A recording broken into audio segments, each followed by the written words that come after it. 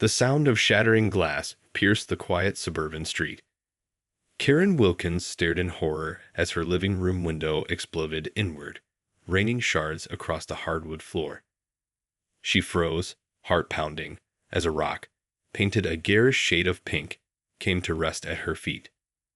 Karen's eyes darted to the window, where the faint outline of a hooded figure vanished into the night. Adrenaline surging, she rushed to the front door, wrenching it open. "Who's out there?" she yelled, voice trembling. Only the eerie silence of the deserted street greeted her.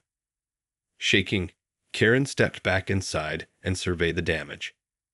The rock's neon hue mocked her, a cruel reminder of the recent incident that had shattered the peace of her neighborhood. It had started with her fence.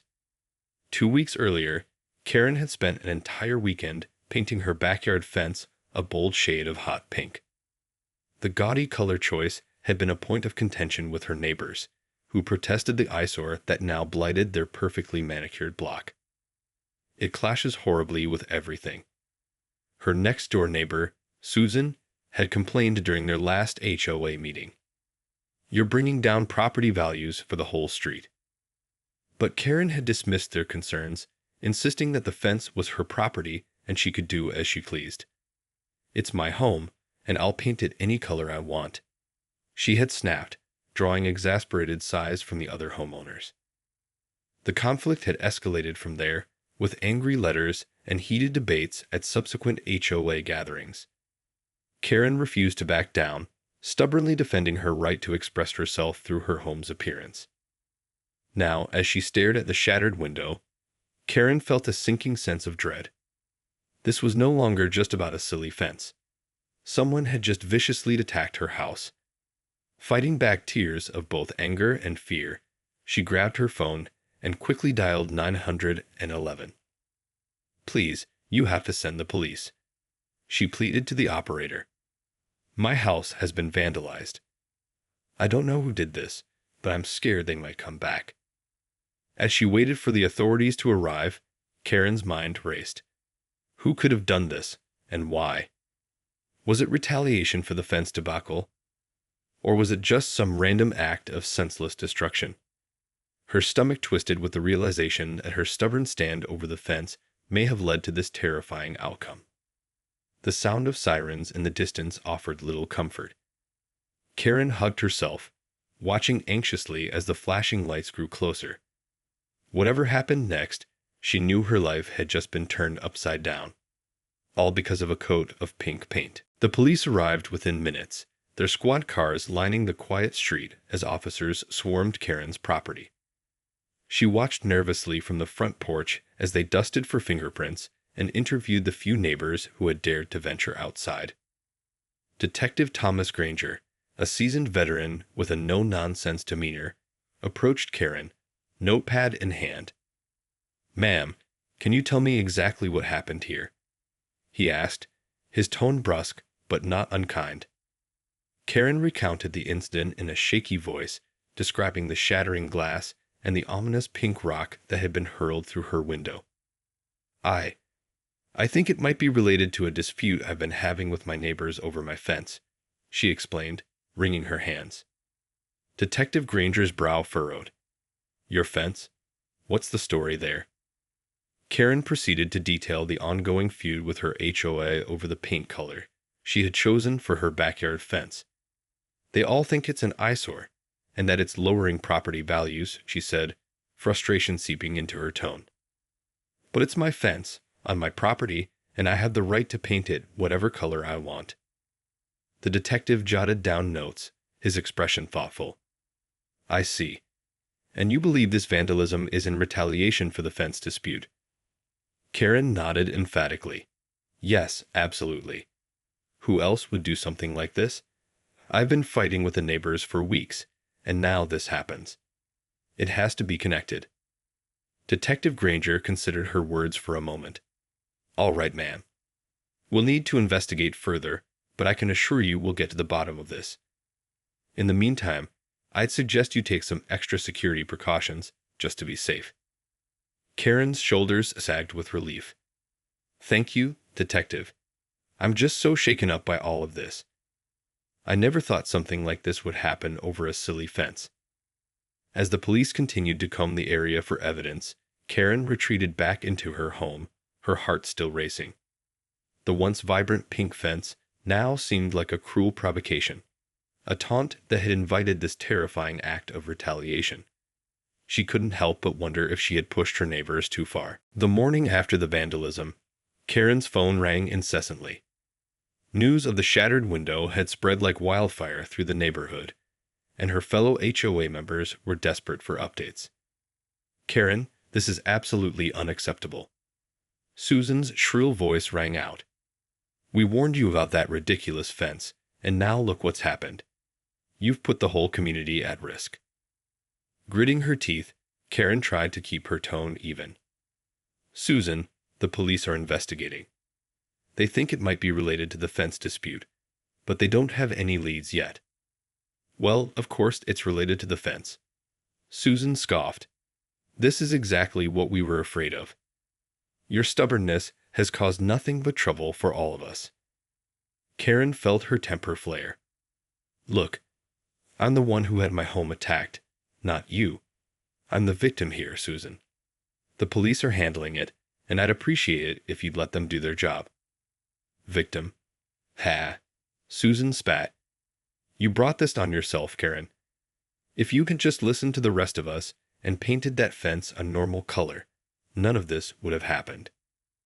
Before Karen could retort, Susan abruptly ended the call.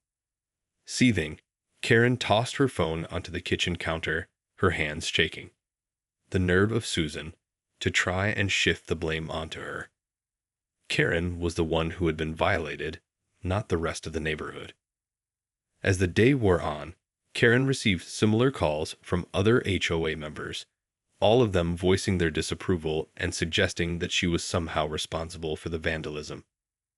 The constant harassment only heightened her sense of isolation and vulnerability. Exhausted and on edge, Karen decided to venture out and survey the damage to her fence. As she stepped into her backyard, she gasped in horror.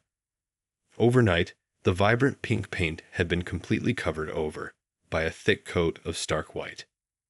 Rushing to the fence, Karen ran her fingers along the fresh paint, her heart sinking. Someone had taken it upon themselves to fix her fence, erasing the bold color she had chosen. Anger and disbelief washed over her as she realized her neighbor's spite had now extended to outright sabotage. Rushing back inside, Karen dialed the police, her voice shaking with outrage. "Detective Granger, you need to get back here right away. My fence has been vandalized again." Detective Granger arrived within the hour, his brow furrowed with concern. "Ma'am, what happened now?" Karen ushered him into the backyard, gesturing frantically at the once pink fence. "Someone painted over it. They covered up the entire thing with white paint overnight. It has to be connected to the window incident." The detective closely examined the freshly painted fence, running his fingers over the smooth surface. This looks like it was done quickly and without much care. Probably just a sloppy job, not the work of a professional." Karen stared at him, incredulous. "You don't understand. This is an attack on me. My neighbors hate the color, and now they've taken it upon themselves to change it. It's vandalism, plain and simple." Detective Granger held up a hand, his expression calm but firm. "I understand you're upset, Ms. Wilkins, but we can't jump to conclusions here. The perpetrator of the window incident could be completely separate from whoever painted over your fence. We need to investigate both incidents thoroughly before making any assumptions." "But it has to be connected," Karen insisted. "My neighbors have been complaining about the fence for weeks. This is their way of getting back at me." The detective sighed. "Look, I know you're feeling targeted, but we can't just accuse your neighbors without solid evidence. For now, I'd suggest you leave the fence as is. It may provide helpful clues as we continue our investigation." Karen opened her mouth to protest, then snapped it shut, frustration etching her features. "Fine. But I want you to know that I'm not going to just let this go. Someone is trying to intimidate me, and I won't stand for it." I understand your concerns, ma'am, Granger replied. We're taking this very seriously, I assure you. But jumping to conclusions won't help us solve this. Just try to stay calm and let us do our jobs, okay? As the detective departed, Karen stared at the plain white fence, her jaw clenched. Calm. How could she possibly be calm when her home had been violated twice now? She was the victim here, and she wasn't about to let her neighbors get away with their twisted campaign of harassment. Determined to take matters into her own hands, Karen marched back into the house, already formulating a plan. The next morning, Karen woke early and headed straight for the hardware store. Armed with buckets of bright pink paint, she returned home and set to work, methodically covering the white paint on her fence. If they think they can bully me into changing my fence, they've got another thing coming, she muttered under her breath as she rolled on layer after layer. By midday, the vibrant hue had been fully restored, the bold color standing in defiant contrast to the muted tones of the surrounding yards. Karen stepped back to admire her handiwork, a triumphant smile tugging at the corners of her mouth. Let's see them try and cover this up again, she said aloud, already envisioning the outraged reactions of her neighbors. True to form, it didn't take long for the backlash to begin. Within an hour, Karen's phone was ringing off the hook as irate HOA members demanded she undo her actions. Karen, this is unacceptable.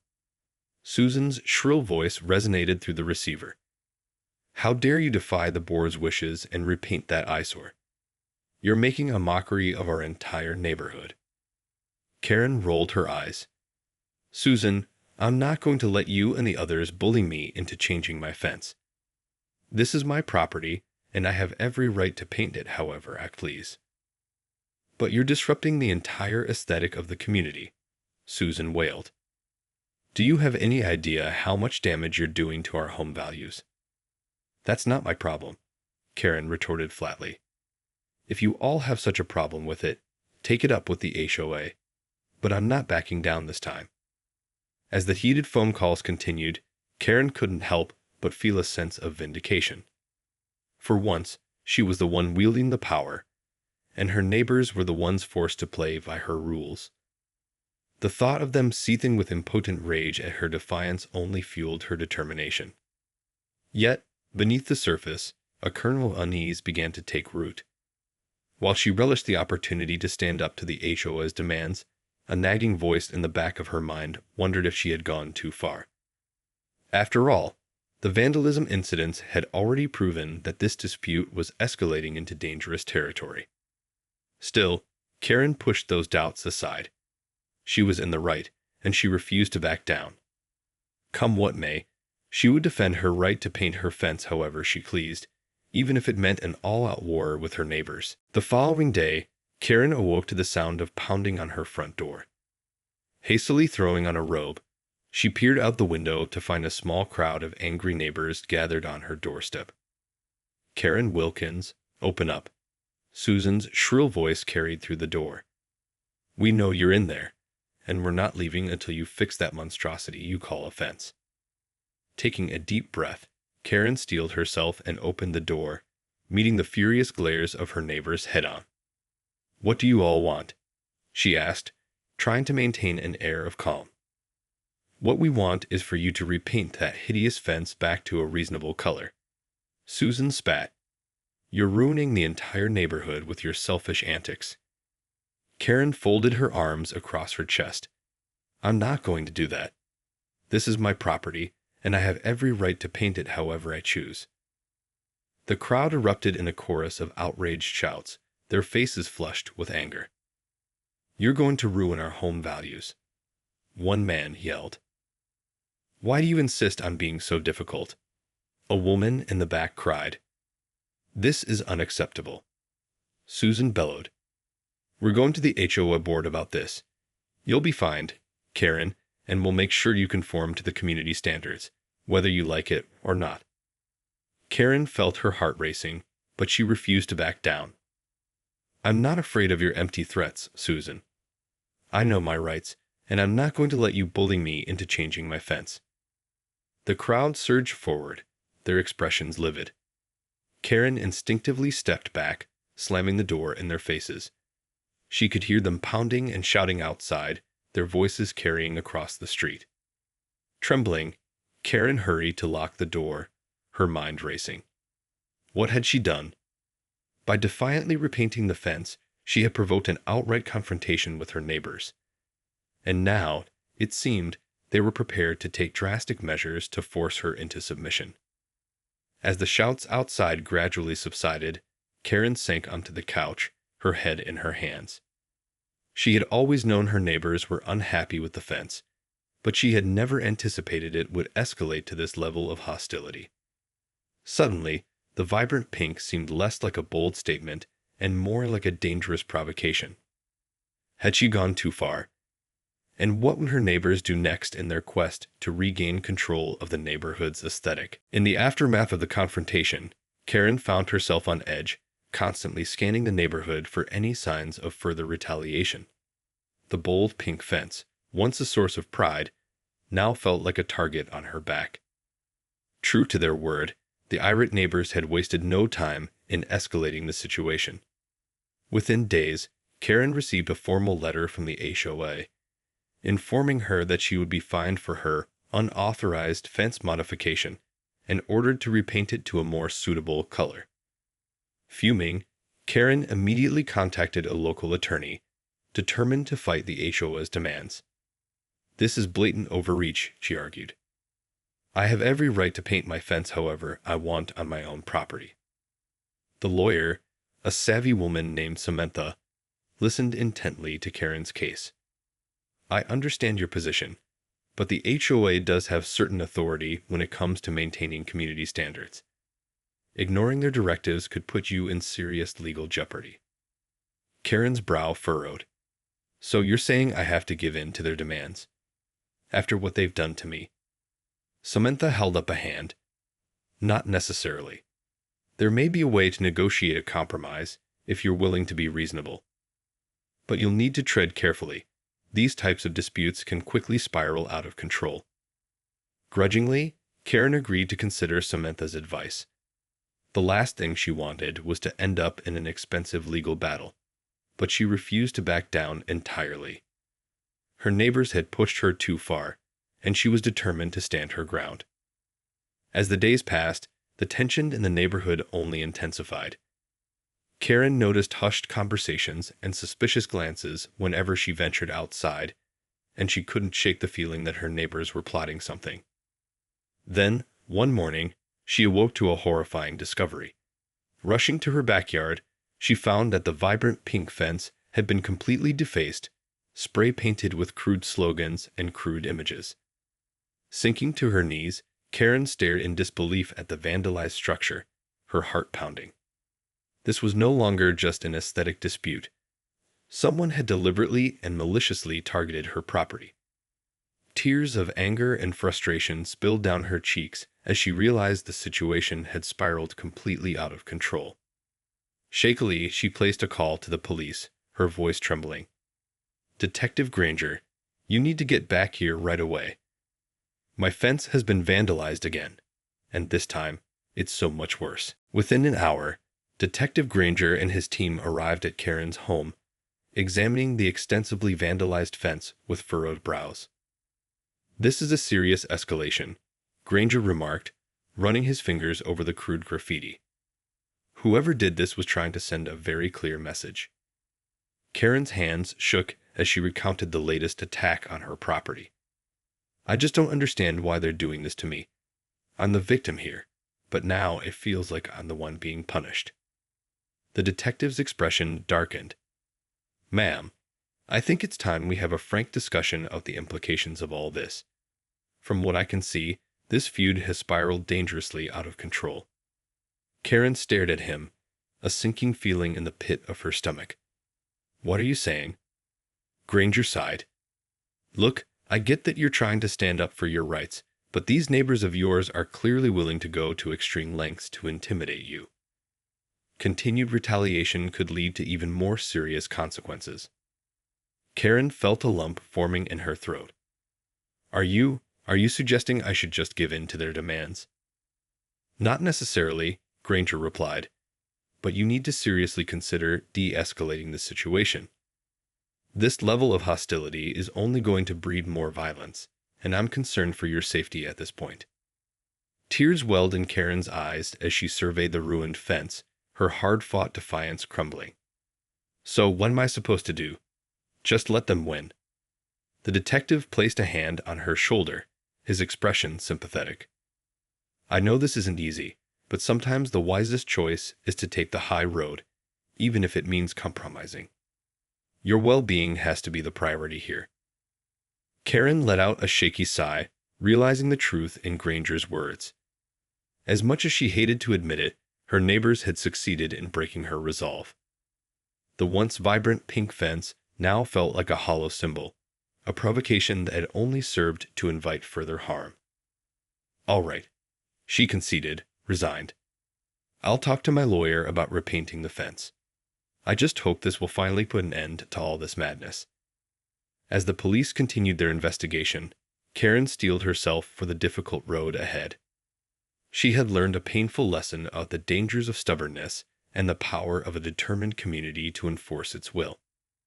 Though her spirit had been broken, she vowed to move forward with more caution, lest the war over her fence escalate to even greater and more devastating consequences.